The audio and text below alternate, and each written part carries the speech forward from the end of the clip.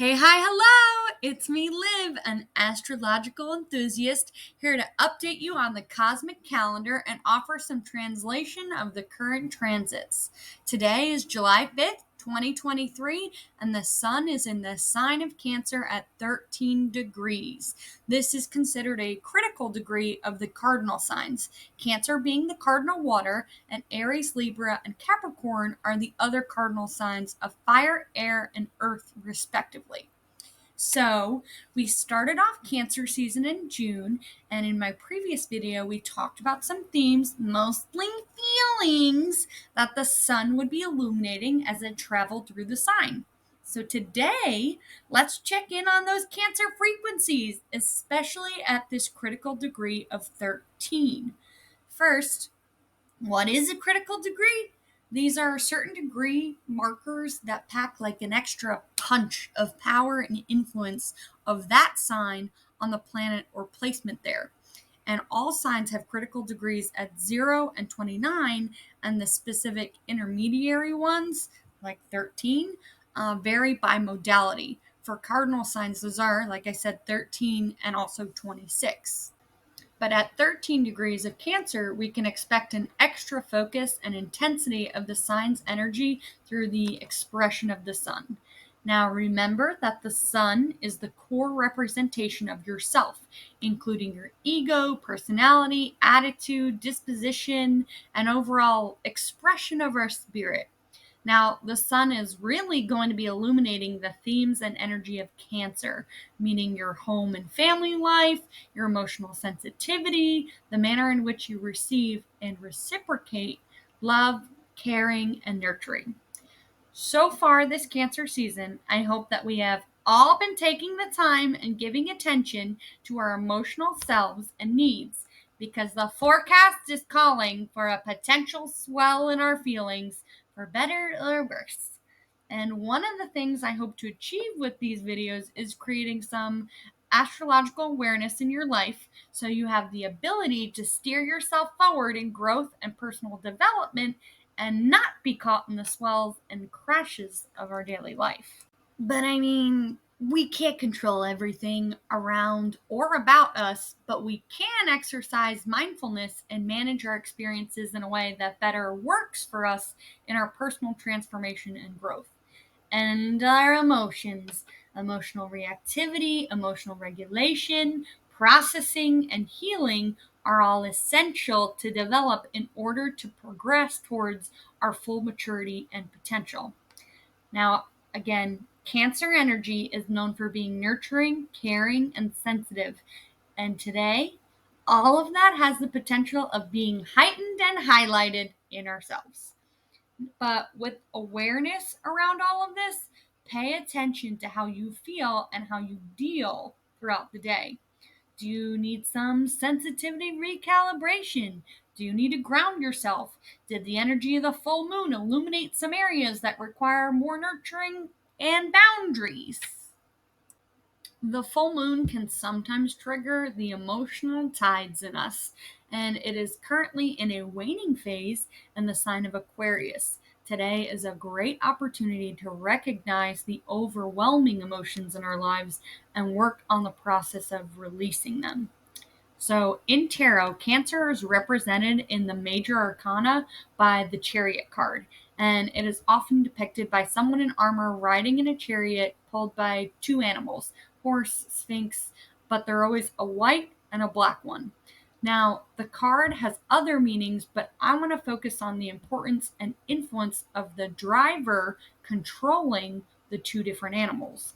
With one black and one white, I like to think this points to the duality of our logic and emotions, the head and the heart, which the chariot driver needs to balance control over both of them in order to move forward successfully in their life. The timing of the moon in Aquarius could not be any better for this call to balance, since Aquarius is a fixed air sign.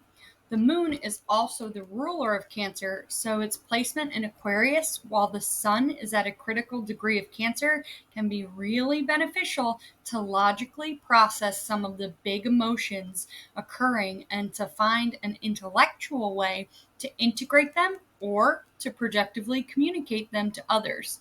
Now, while it is good to be in touch with our emotions, we don't need to be overwhelmed by them. We want to successfully move forward in our life instead of dwelling on the things that halt or hinder our progress. Now, remember that with water, you can make plants grow, but you can also drown them. And during the full moon, I encourage some exercises to work emotions through your physical body. And I think that it is still an excellent practice for today. But the emphasis with the moon in Aquarius is going to be on rationalizing and intellectualizing them. So far, throughout our Cancer season journey, I've asked you to be more vulnerable with yourself and open up to experiencing your feelings and emotions. And as we begin to experience them, we can recognize what they feel like for us and where in the body. Now, this is important in developing emotional recognition for ourselves and part of developing our emotional maturity and stability. And eventually, hopefully, we can differentiate between a rising tide, a crashing wave, and any preliminary notions before the dam bursts or a tsunami wave.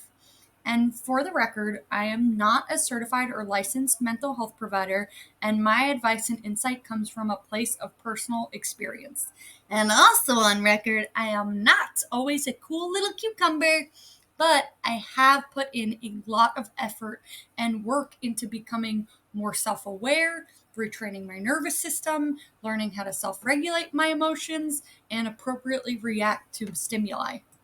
So, astrology has not cured my anxiety, but it has provided me with a better understanding of myself and a structure to work on different areas of my life in a more balanced way. And when I first learned that I was a Cancer rising, nope, no way, pick another card, roll the dice again, something, anything else. Because younger me was so emotionally volatile, and I thought the goal was to be as stoic as possible, and that caused a lot of suppression and then explosions. And I was never taught to emotionally regulate because I essentially was emotionally neglected and ignored.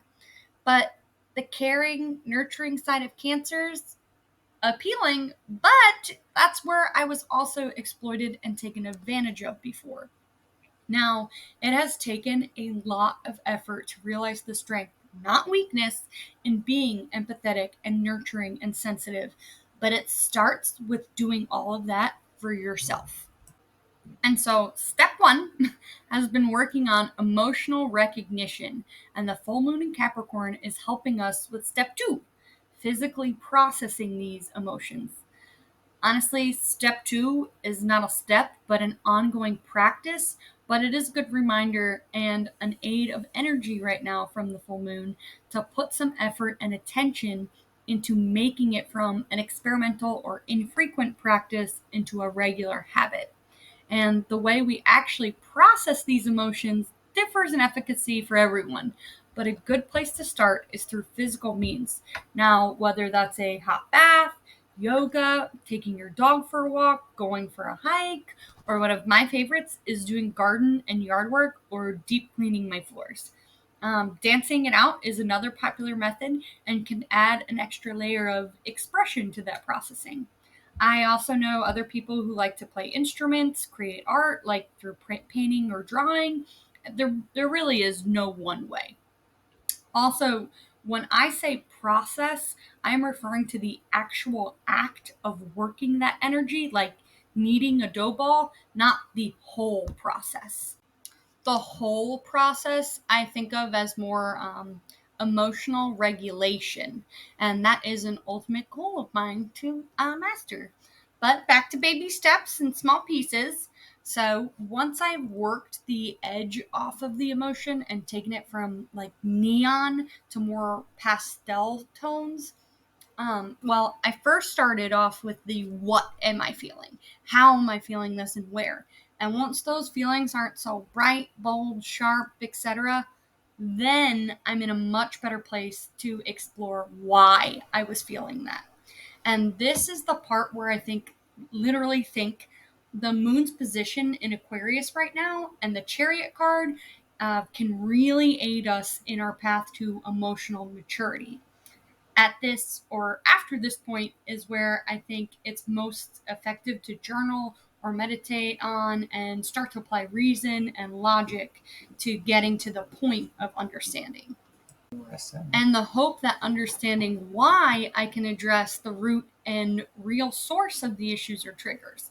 Now, remember that emotions themselves are not the problem.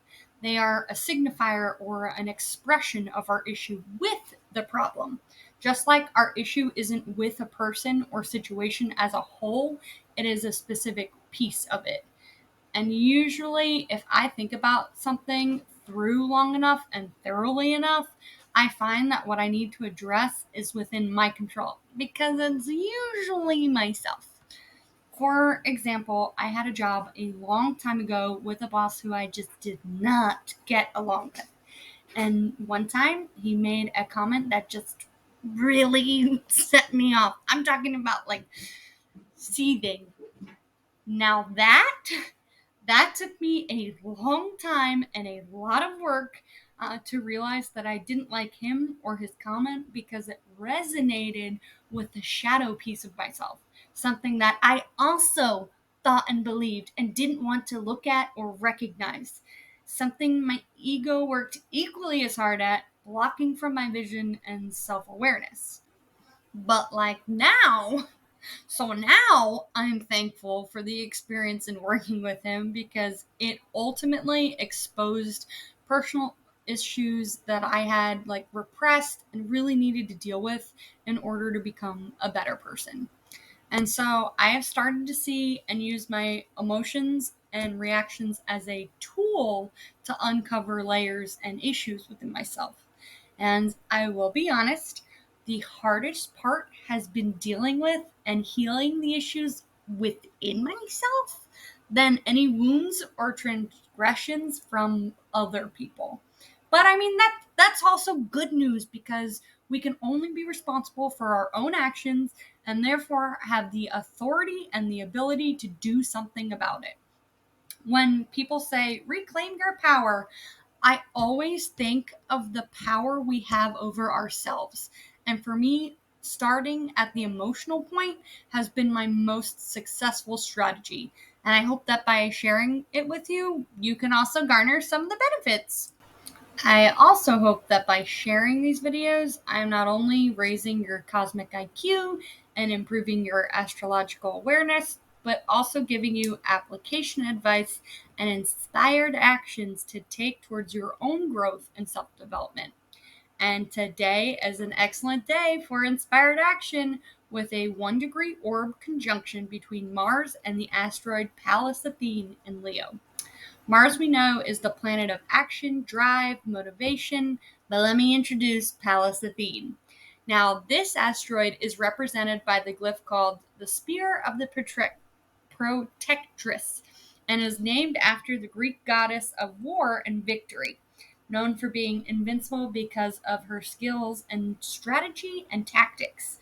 Another well-known symbol of Pallas Athene is the owl. And it is this facet of wisdom and intelligence that I want to focus on today's astrological influence, especially the energy she provides towards the perception of the whole picture, patterns and systems, and problem solving. And I think that the energy of Mars and Pallas Athene together is a great opportunity to take action in and assist us in the intellectual breakdown needed for the emotional breakthrough possible for us today and the rest of Cancer season. Keywords emotional breakthrough, and that's so we can further prevent or minimize emotional breakdowns. Now, Mars is also being trined in orb with the asteroid Eris, and she is known for stirring shit up. But before we lash out or act impulsively, let's remember lean on Pallas Athene and the energy from the Aquarius moon today, too. All right, So I've already given you guys a bunch of horoscope homework and encouragement to continue working on your beautiful selves. And this is the perfect time during a waning phase to bring those emotions up so we can start working them out and releasing what doesn't serve us anymore. And please subscribe so you can stay updated and catch my next video on the third quarter moon where we will work on releasing. And of course, as always, you can contact me by email at livetastic44@gmail.com for anything including questions, personalized interpretations, a copy of your birth chart, etc., etc. But I am so very thankful for the love and support so far and look forward to updating you on the cosmic calendar next week for the last quarter moon. Now, lots of love from me and support from the celestial energies as you work on being live-tastic, living a life where you are the best example of yourself as your amazing, authentic self.